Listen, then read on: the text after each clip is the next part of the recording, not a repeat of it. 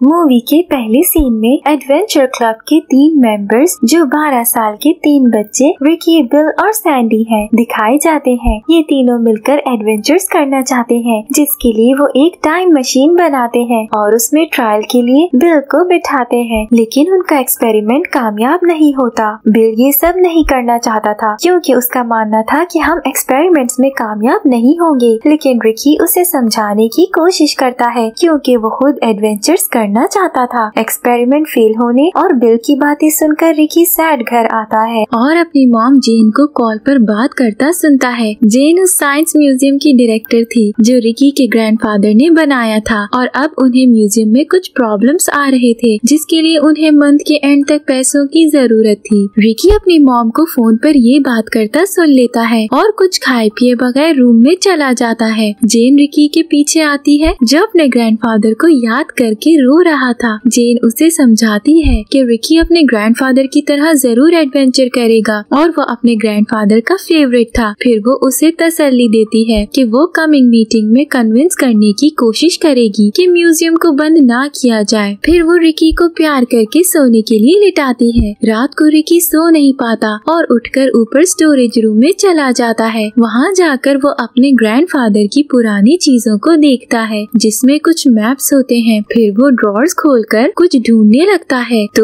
उसे एक चाबी गिरने की आवाज आती है। वो नीचे से चाबी उठाता है, तभी आवाजें सुनकर जेन का बॉयफ्रेंड मार्टिन आ जाता है और रिकी से यहाँ आने की वजह पूछता है। रिकी कहता है कि वो सो नहीं पा रहा था इसीलिए यहाँ आ गया। ये सुनकर मार्टिन चला जाता है। मार्टिन के जाने के बाद रिकी वो चाबी एक फ्रेम में रखता है और सैंडी और बिल को सुबह मीटिंग के लिए कहकर खुशी खुशी सोने के लिए लेट जाता है। अगले दिन रिकी बिल और सैंडी को वो चाबी और किसी बिल्डिंग के ब्लूप्रिंट्स दिखाता है, लेकिन वो यकीन नहीं करते और मजीद कोई एक्सपेरिमेंट ना करने का कहते हैं। रिकी कहता है कि लास्ट टाइम उसकी बात मान लो, अगर इस बार भी हमें इस जगह से कुछ ना मिला तो मैं आइंदा कभी जिद नहीं करूँगा। ये सुनकर सैंडी और बिल मान जाते हैं और ब्लूप्रिंट्स देखने लगते हैं, लेकिन उन्हें बिल्डिंग के बारे में पता नहीं लगता। इसके लिए वो एक लाइब्रेरी में जाते हैं और आर्किटेक्ट के नाम पर बुक से सर्च करते हैं कि ये ब्लूप्रिंट साइंस म्यूजियम के हैं और ये चाबी भी साइंस म्यूजियम में ही किसी चीज की है। लाइब्रेरी से निकलकर वो तीनों म्यूजियम पहुंचते हैं जहां गार्ड कर्टिस उनसे एंट्री फीस लेने की कोशिश करता है, लेकिन तभी जेन वहां आ जाती है और उन तीनों को बगैर एंट्री फीस के ही अपने साथ अंदर ले जाती है। अंदर जाकर जेन रिकी, बिल और सैंडी को कुछ एस्ट्रोनॉट्स के टूल्स दिखाती है, लेकिन उन्हें उन टूल्स के पास जाने से मना करती है क्योंकि वो इस तरह की चीजों से डरती थी। फिर जेन अपने काम करने के लिए चली जाती है और बच्चों को एंजॉय करने का कहती है। वहीं खड़े खड़े वो तीनों फिर से ब्लूप्रिंट्स निकाल कर देखने लगते हैं और पूरी बिल्डिंग का एनालिसिस करते हैं तो उन्हें पता लगता है कि ब्लूप्रिंट्स में एक रूम दिखाया गया है, लेकिन ओरिजिनली वहाँ सिर्फ खाली दीवार थी। वो तीनों समझ जाते हैं कि यहाँ एक सीक्रेट रूम है। रूम के अंदर जाने के लिए वो लोग प्लान करते हैं कि म्यूजियम बंद होने के बाद वो तीनों यहाँ आएंगे, जिस पर सैंडी और रिकी अग्री करते हैं, लेकिन बिल को इलीगल लग रहा था इसीलिए वो ऑब्जेक्शन करता है। सैंडी कहती है कि रिकी की मॉम यहाँ काम करती है और वो उनसे सिक्योरिटी की बोरो कर लेगा, इसीलिए ये इलीगल नहीं रहेगा। ये सुनकर बिल भी मान जाता है। रात को डिनर पर मार्टिन रिकी से पूछकर जेन को बताता है कि कल रात उसने रिकी को स्टोर रूम में देखा था, जिस पर रिकी बताता है कि वो ग्रैंडफादर की चीजें देख रहा था और उसमें उसने कुछ ऐसा तलाश किया है जो वक्त आने पर पता लगेगा और सब हैरान रह जाएंगे। ये सुनकर जेन उसे कुछ भी नहीं कहती और वो लोग डिनर करने लगते हैं। डिनर के बाद मार्टिन और जेन बैठे बातें कर रहे थे। जेन कहती है कि वो खुश है कि मार्टिन उसकी फैमिली का पार्ट बनेगा और रिकी भी उसे पसंद करता है। इनकी बातों के दरमियान रिकी चुपके से जेन के बैग से म्यूजियम की चाबी ले रहा था, तभी मार्टिन को फोन पर कोई मैसेज आता है जिसे देखकर वो घबरा जाता है और आइसक्रीम लाने का बहाना करके घर से चला जाता है। वो घर से निकलकर ऑडिटोरियम में एक बिजनेसमैन लैंगली से मिलता है जो उसे कहता है कि लगता है कि तुम जेन में कुछ ज्यादा ही इंटरेस्ट शो करने लगे हो और हमारे मिशन को भूल गए हो, जिस पर मार्टिन यकीन दिलाता है कि वो भूला नहीं है बल्कि मिशन पर ही काम कर रहा है। उनकी बातों से हमें पता लगता है कि मार्टिन और लैंगली पहले भी इलीगल काम करते थे, लेकिन लास्ट टाइम लैंगली को पुलिस ने पकड़ लिया था और मार्टिन बच गया था, इसीलिए अब मार्टिन को लैंगली की हेल्प करनी होगी। लैंगली जेन के साइंस म्यूजियम पर कब्जा करना चाहता था। लैंगली के डैड भी इसी मिशन में मारे गए थे और इस बार वो साइंस म्यूजियम लेकर ही रहने वाला था। रिकी सैंडी और बिल के साथ टाइम के मुताबिक म्यूजियम पहुंच जाता है, लेकिन रिकी एंट्रेंस कार्ड की जगह जेन का योगा मेंबरशिप कार्ड ले आता है। इस पर सैंडी अक्लमंदी से एक मशीन से कार्ड की इंफो निकालती है और गेट खोलकर एंटर होती है। एंटर होने के बाद वो लोग कर्टिस से बचकर उस वॉल तक पहुंचते हैं जहां ब्लूप्रिंट्स में उन्हें रूम नजर आया था। कर्टिस राउंड पर होता है, लेकिन वो उससे छुप के वहाँ तक पहुँच जाते हैं। अब उन्हें इस दीवार के पीछे से कमरे में जाने का रास्ता समझ नहीं आ रहा था। तभी रिकी की नजर दीवार पे लगे एक फ्रेम पर पड़ती है, जिसकी बाउंड्री पे उसी चाबी का निशान बना हुआ था जो रिकी को ब्लूप्रिंट्स के साथ मिली थी। रिकी वो चाबी उसके साथ लगाता है तो दीवार खुल जाती है और उन्हें एक सीक्रेट रूम नजर आता है। बिल ये सब करते हुए डर रहा था, लेकिन रिकी और सैंडी अंदर चले जाते हैं, जिस वजह से उसे भी जाना पड़ता है। उस सीक्रेट रूम में पहुंचकर वो लोग देखते हैं कि वहाँ रिकी के ग्रैंडफादर का बहुत सा पुराना सामान पड़ा हुआ है। तभी उन्हें एक सेफ नजर आता है जिसका पासवर्ड रिकी की डेट ऑफ बर्थ था। रिकी वो सेफ खोलता है तो उसमें एक वुडन बॉक्स पड़ा था, जिसमें से नोट और एक और वुडन बॉक्स निकलता है। वो लोग समझ नहीं पाते कि ये बॉक्स किस चीज का है। उनके पास टाइम कम होने की वजह से वो लोग वुडन बॉक्स बैग में डालते हैं और वहाँ से निकलने लगते हैं, लेकिन बिल उन्हें बॉक्स ले जाने से मना करता है। पर रिकी और सैंडी नहीं मानते। बाहर आकर कर्टिस से बचते हुए वो लोग बाहर आ जाते हैं। सुबह होने पर वो एक एंटीक शॉप जाते हैं जहाँ का ओनर ऑजी से उन तीनों की दोस्ती बहुत अच्छी थी। वो उसे जाकर वो नोट दिखाते हैं और वुडन बॉक्सेस के बारे में पूछते हैं। ये देखकर ऑजी उन तीनों को अपने साथ नीचे लेकर आता है जहाँ बहुत सारी बुक्स थी। वो उन बुक्स में से वुडन बॉक्सेस के बारे में पढ़कर उन्हें बताता है कि ये एक मैजिकल विश बॉक्स है जो बहुत ज्यादा पावरफुल है। ये ऐसे बंदे की 3 विशेस पूरी करता है जिसके पास ट्रू हार्ट हो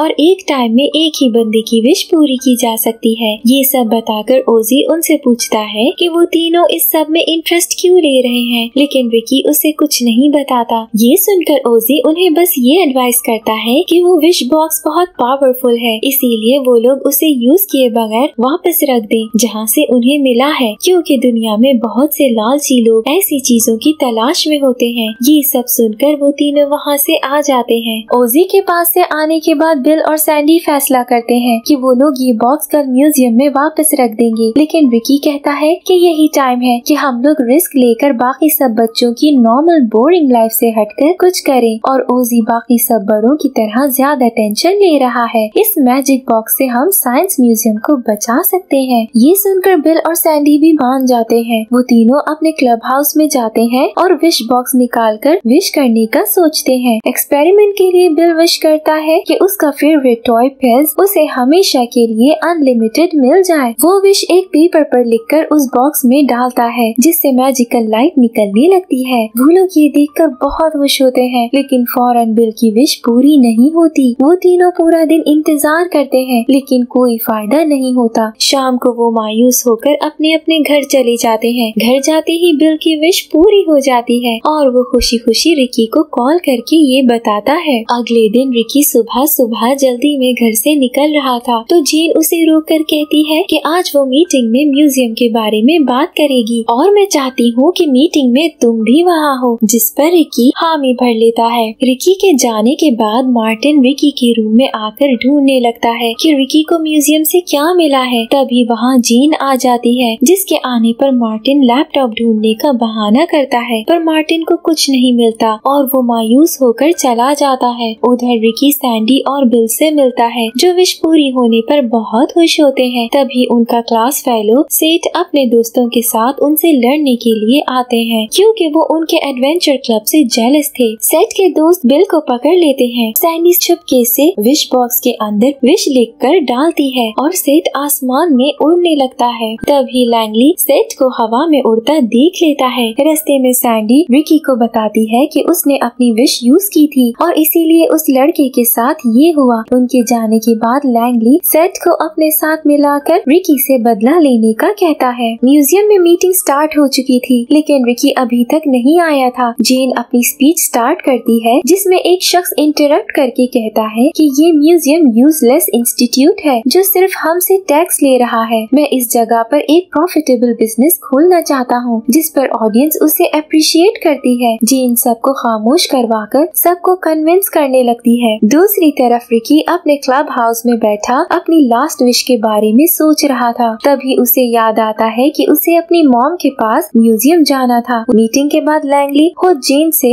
आकर मिलता है। जीन लैंगली को पहले से जानती थी क्योंकि वो उनका ओल्ड फैमिली फ्रेंड था। लैंगली फॉर्मल सी कॉन्वर्सेशन के बाद जीन को कहता है कि वो किसी दिन म्यूजियम का विजिट करेगा, जिस पर जीन उसे इनवाइट करती है। फिर जीन मार्टिन और लैंगली को इंट्रोड्यूस करवाकर अपने काम से चली जाती है। मार्टिन जीन के जाने के बाद लैंगली पर म्यूजियम आने पर गुस्सा होता है, लेकिन लैंगली कहता है कि तुम काम नहीं कर रहे इसीलिए मुझे खुद ही आना पड़ा। रिकी म्यूजियम पहुंचकर जीन से न आने की वजह से अपोलोजाइज करता है, लेकिन जीन उसे कुछ नहीं कहती और प्यार करके घर वापस भेज देती है। जब वो लोग वापस अपने एडवेंचर क्लब हाउस में आते हैं तो देखते हैं कि सेट उनके क्लब हाउस से होकर गया था, लेकिन वो भी विश बॉक्स तक नहीं पहुंच सका। वो लोग सेट का पीछा करते हैं और दूर खड़े देखते हैं कि मार्टिन, लैंगली और सेट मिल रहे हैं। रिकी ने लैंगली को पहचान लिया कि ये वो ही है जो अभी म्यूजियम में जीन से बात कर रहा था, लेकिन वो इन तीनों के मिलने की वजह नहीं समझ पा रहा था। उधर लैंगली मार्टिन को कहता है कि जो काम तुम्हें करना चाहिए था वो अब मैं सेट से करवाऊंगा, और मार्टिन को उसके रास्ते में आने से मना करता है, जिस पर मार्टिन उसे जीन से दूर रहने का कहता है। इसके बाद वो तीनों फिर ऑजी के पास जाते हैं और उसे सब सच बताकर मदद मांगते हैं। डिनर पर जीन म्यूजियम में कुछ काम के लिए जाने का बताती है। जीन के जाने के बाद रिकी मार्टिन से पूछता है कि आज वो डाउनटाउन में क्या कर रहा था, जिस पर मार्टिन झूठ बोलता है, लेकिन उसे रिकी पर शक हो जाता है। इसीलिए वो रिकी से छुपकर उसका बैग देखता है जिसमें उसे मैजिकल बॉक्स नजर आता है। ये देखकर मार्टिन खुश होता है और जीन को रोककर उससे बात करने की कोशिश करता है, लेकिन कुछ कहे बगैर उसे सी ऑफ करके वापस आ जाता है। रिकी पीछे से मार्टिन की गाड़ी की चाबी छुपा देता है। मार्टिन घर के अंदर जाता है और रिकी का बैग पकड़कर भागने लगता है, लेकिन गाड़ी की चाबी ना मिलने पर साइकिल निकालकर भाग जाता है। जीन म्यूजियम पहुंच जाती है जहां लैंगली भी आ जाता है, जो ये शो करवाता है कि वो विजिट के लिए आया है, लेकिन फिर जल्द ही अपनी हकीकत जीन को बता देता है और कर्टिस को बांधकर जीन को बांधने लगता है। तभी वहाँ मार्टिन आ जाता है जो लैंगली को विश बॉक्स देकर कहता है कि जीन को जाने दे। दूसरी तरफ रिकी मार्टिन को बैग ले जाता देखकर सैंडी और बिल को क्लब हाउस बुलाता है, लेकिन सेठ भी वहाँ पहुँच जाता है। सेठ के पास ओरिजिनल विश बॉक्स था और मार्टिन के पास फेक। रिकी सेठ को मनाने की कोशिश करता है, लेकिन वो कोई बात नहीं मानता और उनकी साइकिल्स लॉक करके म्यूजियम पहुँच जाता है। रिकी भी अपनी बनाई डिवाइस पर बैठे म्यूजियम पहुँचता है। जीन को मार्टिन की सारी हकीकत पता लगने पर बहुत दुख होता है। तभी सेठ विश बॉक्स लेकर लैंगली के पास आता है। लैंगली विश बॉक्स लेकर सेठ के साथ हुई डील से मुकर जाता है और मार्टिन को भी मार के गिरा देता है। लैंगली विश बॉक्स में अपनी विश डालता है, लेकिन वो काम नहीं करता। फिर रिकी भी पहुंच जाता है जो लैंगली को बताता है कि ट्रू हार्ट वाले ही विश कर सकते हैं और उससे डील करता है कि वो मेरी फैमिली को छोड़ दे, जिसके बदले में रिकी उसके लिए विश करेगा। लैंगली मान जाता है और रिकी से विश पेपर पे लिखवाता है, लेकिन रिकी इनविजिबल इंक से अपनी विश लिखकर पेपर डालता है। पेपर डालते ही जेन और लैंगली की जगह स्विच हो जाती है। जेन फ्री हो जाती है और लैंगली उसकी जगह बन जाता है। इतने में सेठ पुलिस को लेकर आ जाता है जो लैंगली को अरेस्ट कर लेते हैं। लैंगली के जाने के बाद मार्टिन जेन और रिकी से माफी मांगकर सच बताता है कि वो भी रिकी के ग्रैंडफादर की तरह आर्कियोलॉजिस्ट है, लेकिन वो गलत लोगों के साथ मिल गए क्योंकि वो नहीं जानता था कि लैंगली गैंगस्टर है। ये सुनकर वो दोनों मार्टिन को माफ कर देते हैं, लेकिन अभी भी उन्हें म्यूजियम बचाने के लिए पैसों की जरूरत थी, जिसके लिए रिकी आइडिया देता है कि हम इस मैजिक बॉक्स को म्यूजियम में डिस्प्ले करें तो बहुत पैसे कमाए जा सकते हैं, और ऐसा करने पर उन्हें वाकई बहुत फायदा हुआ। फाइनली वो लोग सेठ को भी अपने एडवेंचर क्लब में ऐड कर लेते हैं और यहाँ मूवी एंड हो जाती है।